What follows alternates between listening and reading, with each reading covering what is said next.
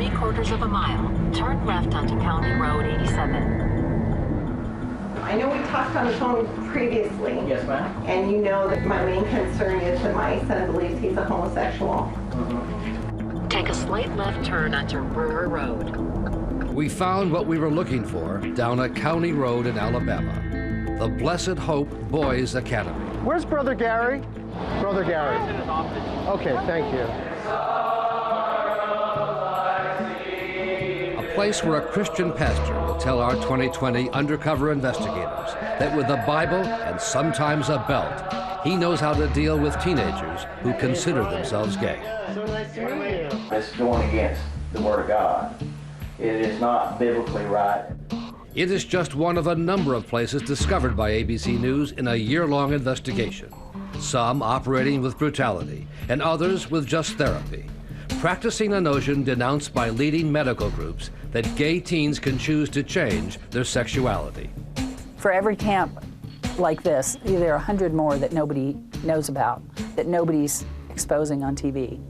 Including one place run by men who call themselves Christian pastors with a track record of cruelty.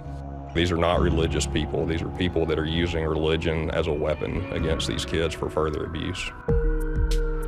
The first leads in our investigation came months earlier from 2 gay teens who say they had been held against their will in so-called Christian camps or academies. One, a 16-year-old boy who arrived in New York on a late-night bus, Lucas Greenfield, telling us he had just escaped from one of the camps in the South. How you feeling? Tired? Really tired? And the other teen, 17-year-old Sarah Joubert from a small town in Texas, who was sent to a Christian boarding school for counseling 1 week after she defied her parents and went to the high school prom with her girlfriend. Their beliefs told them that people who were gay would go to hell, and so I think that the thought of their own daughter not being with them in heaven was probably upsetting to them. In the case of Lucas Greenfield, he was uprooted from Naples, Florida, which became his home after he was adopted at the age of 3. Lucas was raised in what he calls a Christian home, but he says he increasingly came to know he was gay, to his mother's great distress. Because she wanted me to change into more of like what she wanted me to be, which was very Christian, very religious, almost like a perfect kid.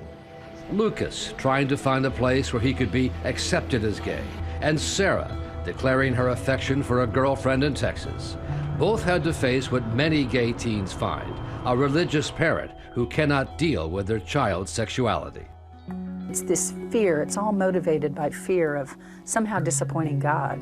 Susan Cottrell is the mother of a gay daughter. She works with other Christian parents to help them accept their children as they are. They send them to camps hoping to outsource the problem of their kids and get help for their kid not to be gay.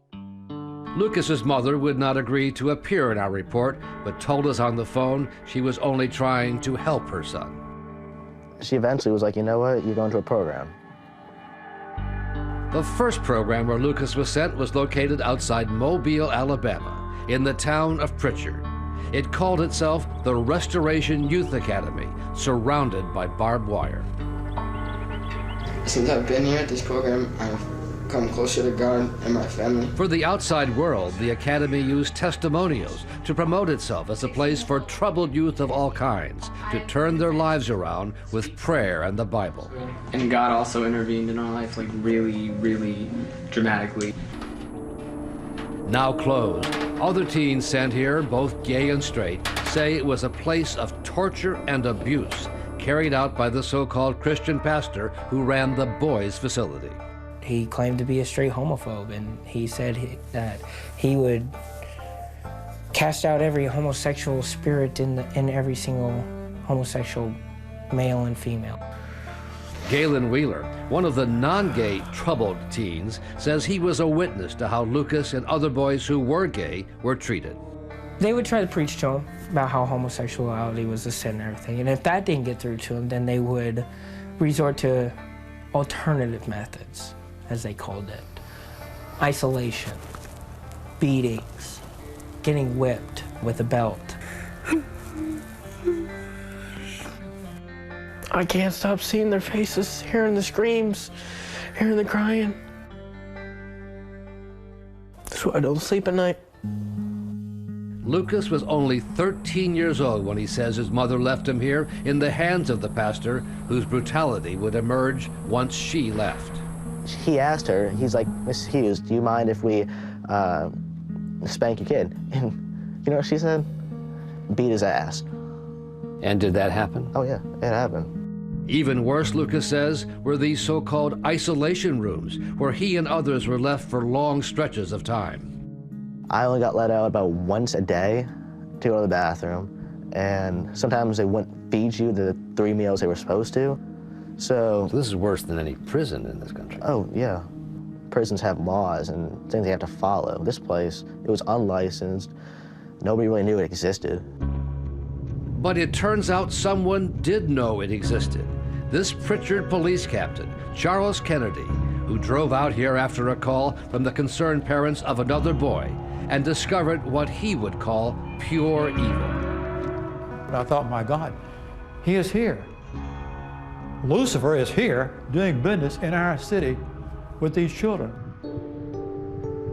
450 miles away, outside Hallsville, Texas, this is where Sarah Joubert says she was also being held against her will, a Christian facility that claims it helps gay teens.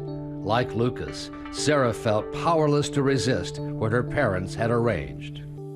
I was kind of in shock for a minute, and then I started yelling at them, and I told them that they couldn't do this. But they did, and she says she was told she would be kept here for a full year.